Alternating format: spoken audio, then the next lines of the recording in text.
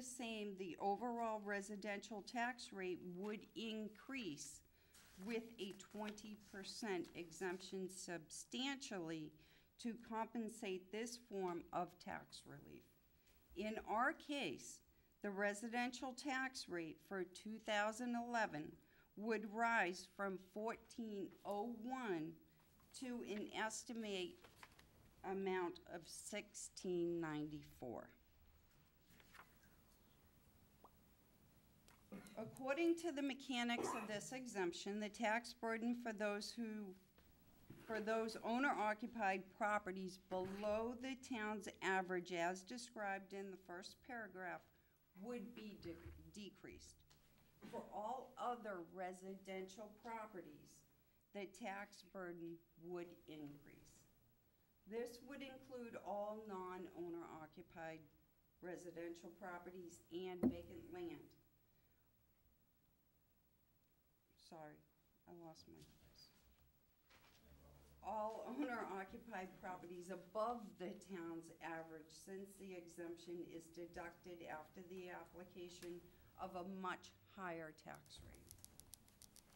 The residential exemption has been adopted by only a handful of communities in the Commonwealth, including Boston, Cambridge, Chelsea, Brookline, and has never been adopted in North Reading.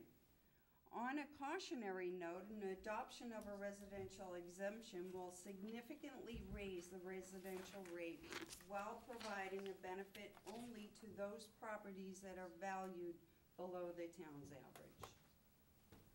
Additionally, it stands to reason that the tax increase for non-owner occupied properties would be borne not by the owner, but by the resident tenant renting the unit, many of whom may be elderly and on a fixed income. The commercial exemption. An exemption of up to 10% of the property's valuation can be granted to commercial, not industrial. Properties that meet the requirements set forth under the law to qualify, eligible businesses must have occupied the property as of January 1st, 2007. No, 2007. That was a mistake. It reads, it makes more sense if it's 2010.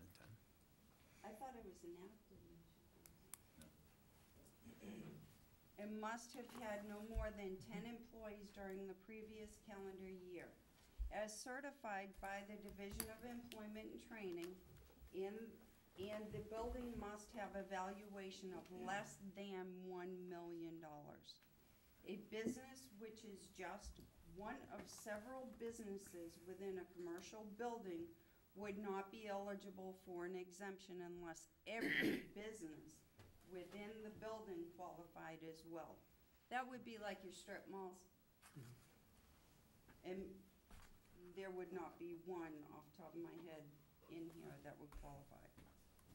Similar to the residential exemption, the levy does not change. The exemption is borne with the commercial and industrial classes, resulting in an overall increase in the CIP tax rate. The assessing department is unaware of any qualifying properties in the town. Just a question. Sure. If you adopted both a residential and a commercial exemption, you would then end up with two different tax rates. Am I correct? Yes. Right. So it would have a similar effect, although a different distribution as that of a split tax rate. And the only thing with that is you really don't have any of your commercial that even qualified for this. No, I'm just asking, trying to understand the impact. There's a mathematical equation. You gotta reduce it. It has to be $1 million. Reduce it by 100. Once you do all that, it has to have 10 employees or less. None of them qualify. Mm-hmm.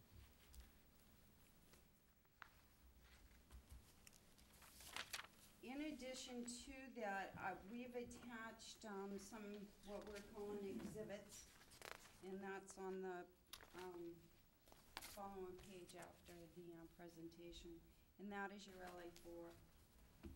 The LA4 actually breaks down your property with the values by class. And to explain, when I say class 1, class 2, class 3, class 4, if you look up at the top of the page, you'll see this is how the Department of Revenue does it also. And then it just totals down. You don't really want me to read all those. Well, unless someone wants to ask a question regarding. Just, can you tell me what a Class 5 personal property is versus a residential property?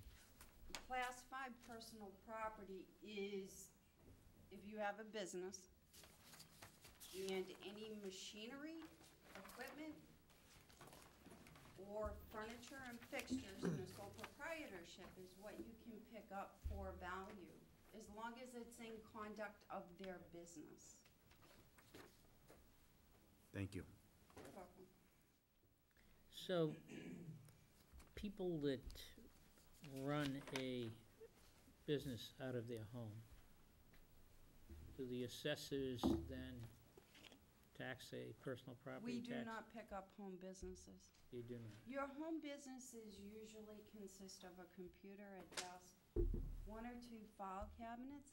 The amount of time and the amount of work that it actually takes, you do not receive any tax revenue from that because your computers depreciate at such a rapid rate, and your furniture and fixtures, if you get $2,000, you're getting 28, well, let's just use round numbers. You're getting $20 for the year. And you have to send out 4 bills, you have all that maintenance that goes along with that. We do pick up, we just did the entire town, actually. And we got quite a bit of growth out of our personal property, and that's just our businesses, and you have to be very aggressive. We work very closely with Town Clerk's office. When I go to a commercial or industrial property, I automatically take the personal property with me, because then I'm not there just for 1, I'm there for 2. And I don't have to go back on additional time. Mhm. So we do pretty well with picking up. So, on a home business then, the zoning board approves a home business. You take your residential property and they say you get 300 square feet of your residence to be part of your office and things like that. Do you then classify that 300 square feet differently, or you just handle it as continued residence? There would have to be some process put in place from the zoning board to my office. To be honest with you, I wouldn't know anything about it being granted by the zoning board. You know what I'm saying? No, that's fine. We don't have that put in place. It's a good question, and it's something that maybe we should entertain, you know? If we're talking taking the garage of 528 square feet, and we're talking a lot more revenue at that point. But your traditional home offices, typically you don't generate the revenue. Yeah, I mean, I wish we had a board member that's a ZBA member that could jump in, but he's not here right now. But maybe someone from the audience could chime in and just tell us how the ZBA works, and if there is any affiliation associated with home office. Well, I'm sorry, the only thing that I know, as far as size is concerned, is a 300 square foot restriction on an office, home office, which is what I think you're referring Right, to. so the 300 square feet it's a becomes your home office. That's right, you can't go anything larger than that. Up Up to. to. And most. And the personal property, obviously, as she said, is the machines, the type, But your tax bill, you don't see any change. no, There's no change. there's no, I looked at the tax bill to see, there's no distinction on the tax bill, when I received. If we dissected that, I think this is the answer to that question. If we took that 300 square feet out of a 1,500 square foot home. Yep. We would actually be double taxing them because we're already taxing them on a cost per square Yeah. foot. No, I don't And want you if to we do it. tax I think it would be the worst thing we could do. That's why I'm glad we're not doing it. Because guess what, the CIP rate, I'd love you to do my house as a CIP. I mean, if there was a way I could do it, I would save us a ton of money.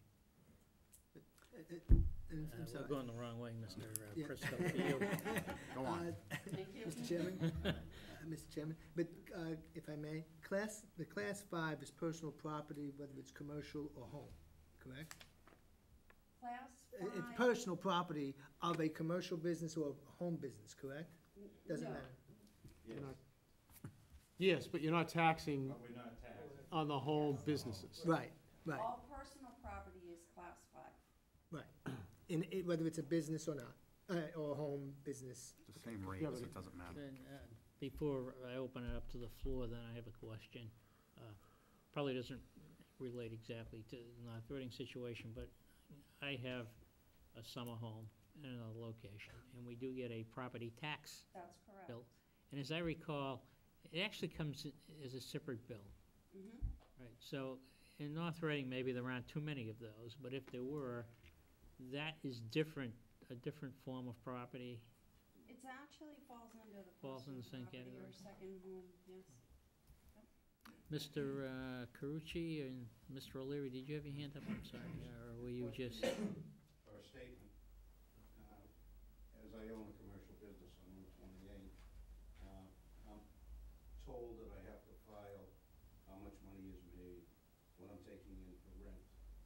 Somebody in a personal business could be doing $200,000 a year, $1 million a year, working out of their home. They do not have to answer that question.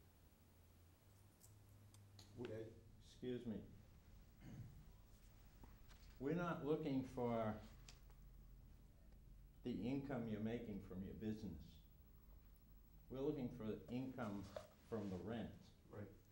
We're not looking for your That's part of business the business. income. That's a business.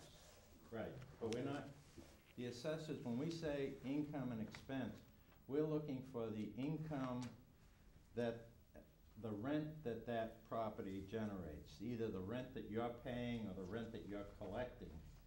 If From you had, that. if you had a retail building and you were renting it out, we would wanna treat all of the retail buildings on 28 the same. So therefore, by sending you out those income and expense forms and you returning them to us, we can treat them very fair and equitable.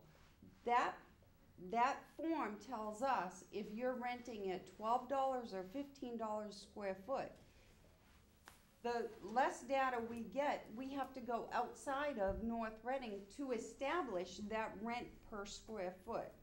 The expenses, what does that retail store cost you? You have snow plowing, you have heat, you have, or does your tenant pay that? If your tenant pays that, then we treat that differently because your expenses are now reduced.